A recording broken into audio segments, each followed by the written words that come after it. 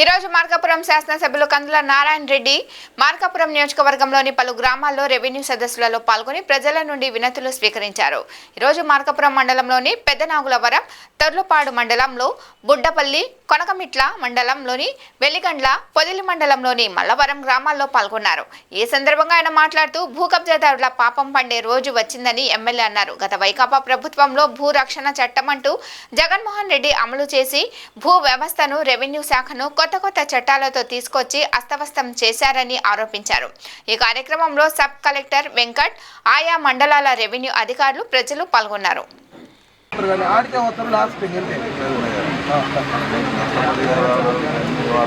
నాకు నష్టపడే కూడా నాకు ఏదైనా అక్కడ పొలం వేసుకోవడానికి లేదు సార్. నీళ్ళు మొత్తం పొలం ఎక్కడ మొత్తం నిండిపోయి పైకి వస్తాయి. కులకమ్మ పక్కనే సిగ్డం పక్కనే వచ్చింది మాకు 412 సర్వే నెంబర్ వేసుకోవడానికి లేదు. ఎక్కడ ఇచ్చినా మేము వేసుకుంటాం తప్ప అక్కడ వేసుకోవడానికి లేదు సార్.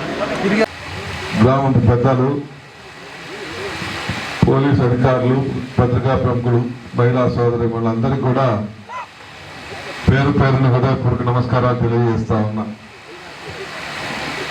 ఈ రెవెన్యూ సదస్సుల కార్యక్రమం గతంలో ఎప్పుడో జరగాల్సింది. కొత్త ప్రభుత్వం తెలుగుదేశం, బీజేపీ, జనసేనల ఉమ్మడి ప్రభుత్వం ఎప్పుడైతే ఏర్పడిందో ఏర్పడిన 20 రోజుల కల్లా రెవెన్యూ సంస్థలు పెట్టాలని చెప్పి ఈ రాష్ట్రంలో భూ కుంభకోణాలు లక్షలాదిగా జరిగాయి, వేలాది మంది ఇబ్బంది పడ్డారని, భూ సమస్యల మీద దృష్టి పెట్టాలని చెప్పి ఈ ప్రభుత్వం దృష్టి సారిస్తే ఆ రోజుకి అధికారుల ట్రాన్స్ఫర్లు ఇంకా జరగలేదు.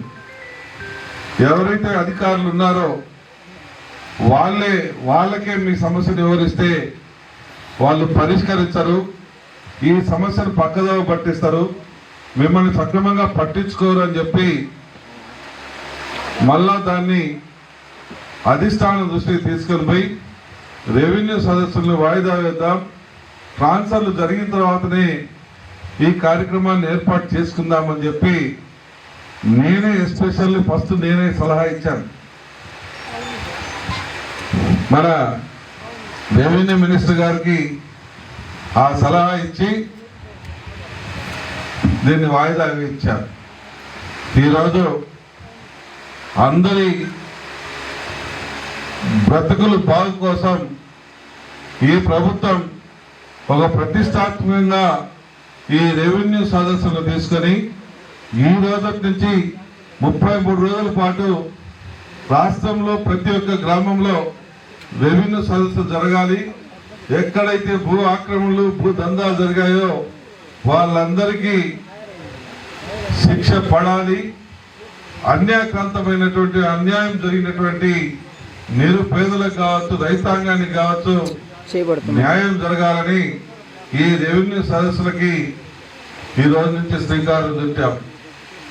ఈ రెవెన్యూ సదస్సులు అల్లాటప్పగా గతంలో జరిగినట్టు గతంలో ఎప్పుడన్నా జరిగినాయేమో తెలియదు, కానీ ఆ జరిగినట్టు ఏదో తూచాగా మీ అర్జీలు తీసుకుపోయి చెత్తబుట్లో వేస్తారు, పట్టించుకోరు అనేటువంటి భావన మీకు పోవద్దు.